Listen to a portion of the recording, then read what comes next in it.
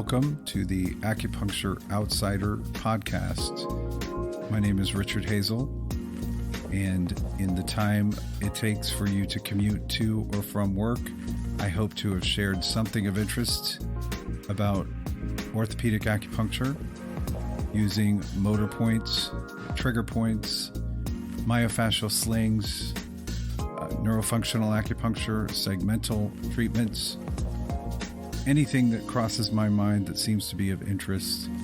I hope you'll enjoy it.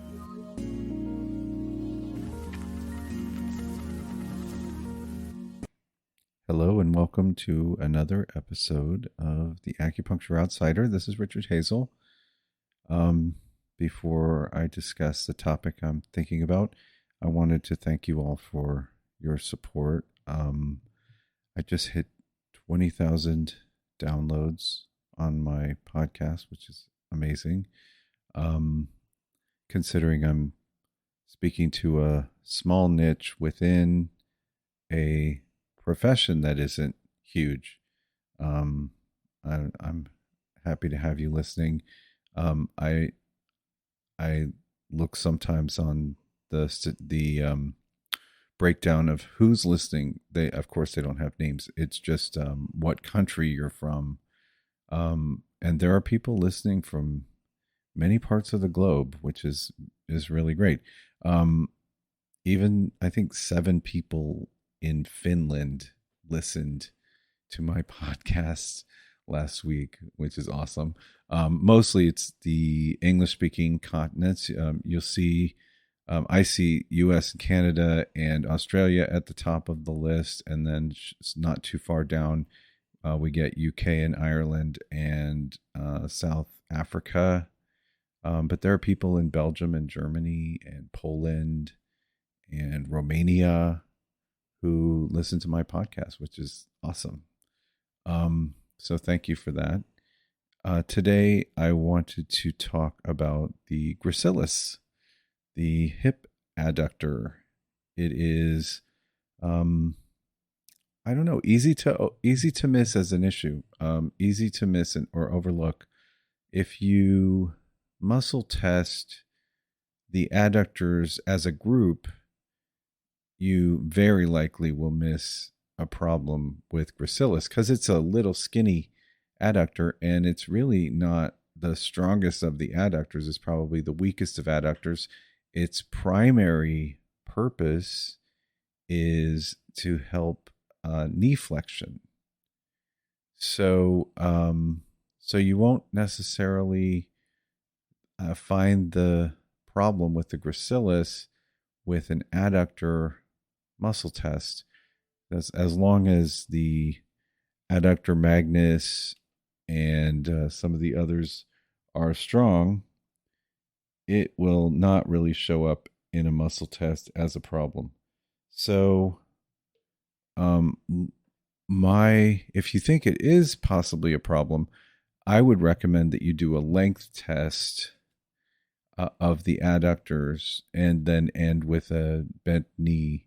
So what you would do is have your patient lie flat on their back, face up, and you put your hand under their heel and you slowly pull their straight leg into hip abduction off the table.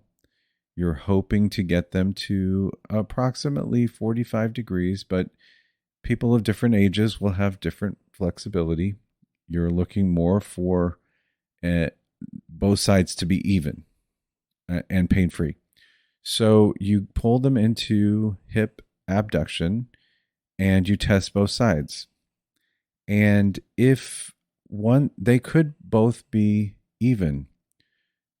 When you get to the end range where they're feeling it pull and you're not pulling hopefully too hard, then you can have them bend their knee and then see if you can go even further into hip abduction.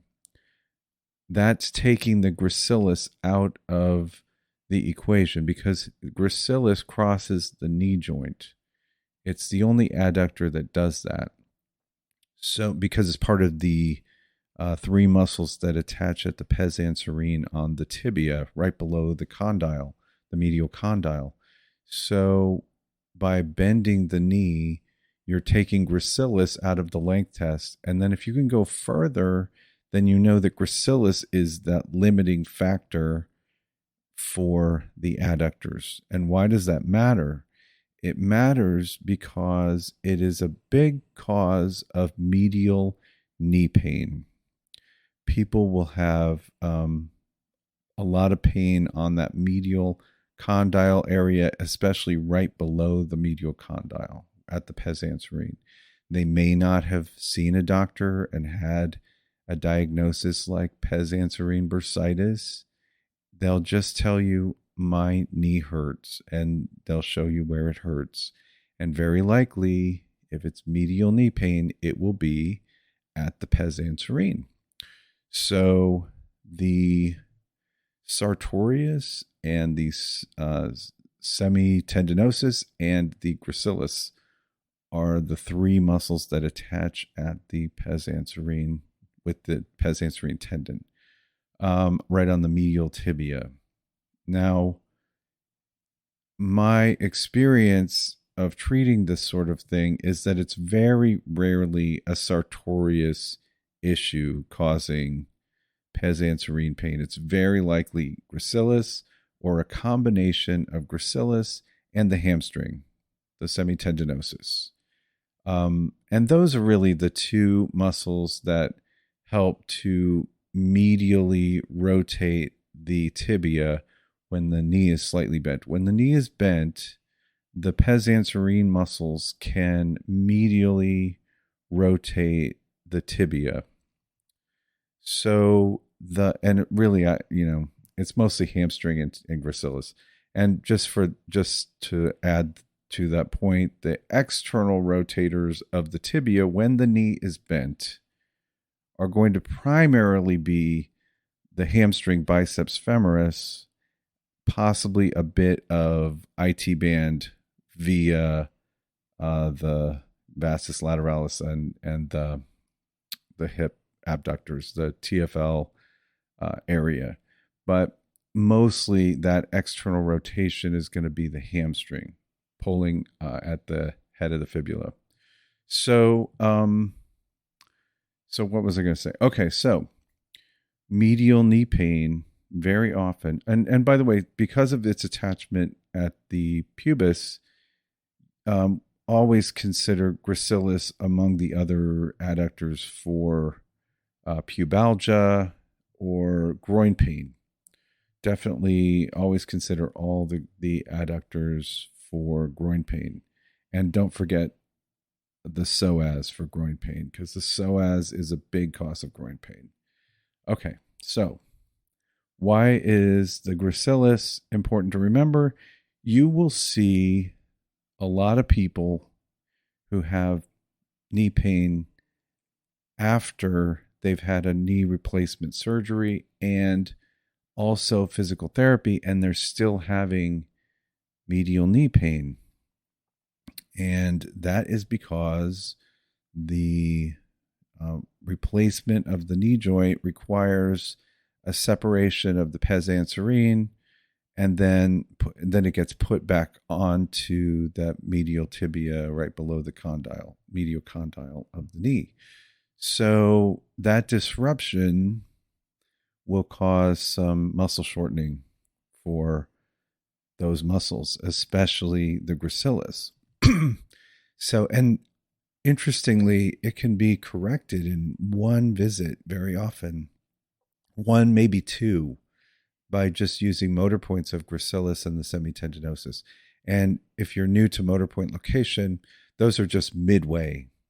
You know, midway from the pubis to the pes anserine, like actually you could even say from the condyle of the knee, midway. Just feel right down the middle, inner thigh area, and feel for the tight band that's often sore when it's a problem. And that would be your motor point location for gracilis. And motor point location for semitendinosus is really the same. Go from ischial tuberosity to the tendon of the hamstring that you're treating, the semitendinosus in this case, and just go midway on the back of the leg with the patient face down, prone. So those are really easy motor points to find. When you're having somebody with this medial knee pain, this is where you should be looking. Now, I'm not saying that that's all you will ever have to do for that patient. They may have a lot of ankle problems where they overpronate. That's put a lot of strain on the medial knee. They may have weakness in their abductors and the IT band muscles like the TFL and glute med that are causing their knees to go into a valgus strain. They may have other short adductors that are putting them into a valgus strain. So there are other things to consider for sure. But, number one, at least for me, number one is get them out of pain, right? Like get them out of pain. And then you have time to figure out the other elements in future visits for follow-up, because likely they're coming in just to be sure everything is staying good. And then you have time to look into some of the ankle stabilizers, inverter, everter sort of stuff. Usually tib posterior is going to be a big problem, peroneals. Or, make sure that their hip abductors are strong, make sure their other adductors are not too tight. Those are definitely key to keeping them out of knee pain. You differentiate a vastus medialis problem on medial knee pain by really palpation, in my opinion. Vastus medialis hard to muscle test on its own, and I don't see the big value in that when you can palpate over the medial condyle and find the areas that have discomfort. You can palpate the belly of the vastus medialis very often and find that ropey band in there and see if that's sore or painful to the touch, and then that's definitely where you want to go. That vastus medialis, by the way, does have a slight connection to the meniscus. So even though you're not directly treating the meniscus, when somebody does have a slight meniscal problem, previous tear, vastus medialis is my go-to. Keeping that strong and stable, making sure that there isn't a valgus strain on the knee is really the best bet for long-term pain-free mobility. Because even if somebody isn't having pain, they could be compensating for that valgus strain with a lot of work from the IT band, the vastus lateralis and the TFL and glute med especially, trying to keep the knee out of going valgus. You can have muscles that are able to adjust to your poor mobility or your dysfunctional movement for quite a long time before you end up in pain. So that's always to be considered for those knee pains. But just my go-to, somebody comes in pain, my first response is, let me get you out of pain. That's my go-to for pes anserine pain, is going to be treat the hamstrings and treat the gracilis. While somebody's face down, of course, I'm going to treat the glutes. Like they wouldn't be having knee pain if you didn't have problems with the glutes. Glute medius, glute maximus for the hamstring issue, glute medius for the valgus strain issue, and then if you have time to put them on their side and work on TFL glute med, awesome. And then of course gracilis and anything that you feel may also be relevant in the adductor group, because sometimes adductor longus can get injured. It can act as a hip flexor that could be short and pulling the knee into a valgus strain. The adductor magnus that helps the hamstrings if you suspect that they've had problems with the hamstrings because the glutes were shut off and their adductor magnus is tight, then that's another consideration. But I'm just putting it out there. Don't forget about Gracilis. Gracilis is hugely important. If you're treating somebody post-surgically and they've had this medial pes-anserine strain sort of issue, then, Gracilis. Go for Gracilis. Okay. So that's all I wanted to say about that today. Again, thank you all for listening and your support, and I will talk to you soon.